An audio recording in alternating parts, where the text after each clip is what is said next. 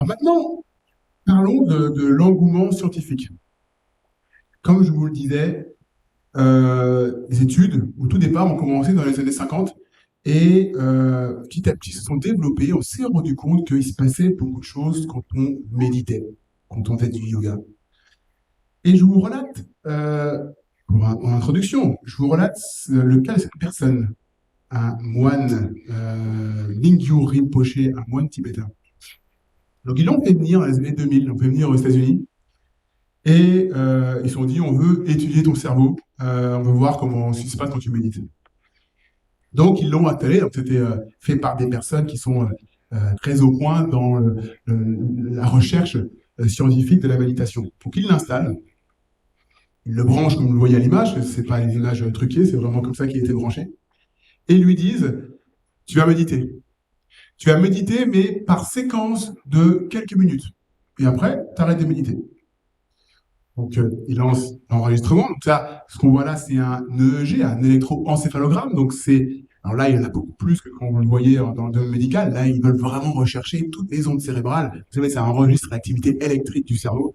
Donc là, ils l'ont branché comme jamais. Et là, ils étudient. Ils lancent l'enregistrement. Et si vous voulez, ce qu'il faut signaler, c'est que dans ce genre d'enregistrement, si vous bougez un petit peu, vous avez des interférences. On appelle ça des artefacts. Donc vous avez au niveau de la courbe, vous avez plein de pics. Donc ils branchent l'enregistrement et, et là ils voient plein de pics. Ils se disent, ah, il est embêtant, Bingour, il doit bouger. Il faut vraiment qu'on le dise de ne pas bouger. Et là ils regardent à travers la fenêtre, enfin, parce que c'était.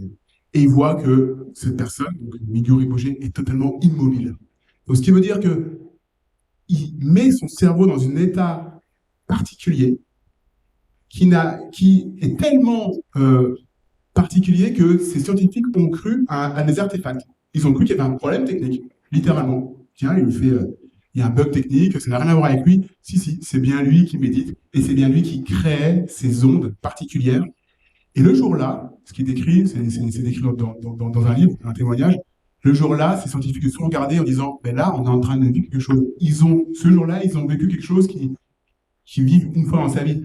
Avoir ce type de résultats, ils se sont regardés en disant ben, à quoi on assiste.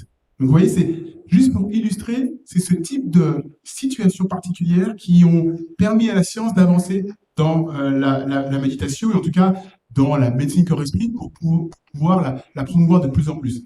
Donc ce cas-là est vraiment intéressant. Sachez que cette personne qui est à peu près, ouais, il doit avoir, je crois, 45 ans, son cerveau a 10 ans de moins. Son cerveau, il a peut-être, alors à l'époque, quand ils ont fait ce genre de tests, ils ont fait bien sûr plusieurs tests par la suite, mais il a un cerveau plus jeune de 10 ans.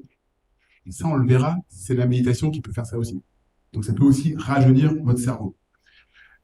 Si vous voulez la fontaine de jouvence, vous l'avez.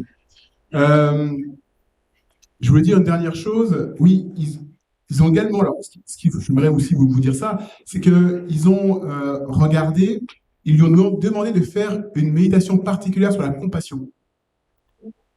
Et sur la compassion, ouais. Et ils se sont rendus compte, alors il y a une zone de la compassion, ils se sont rendus compte que lorsqu'ils méditaient, cette zone-là était multipliée par 700.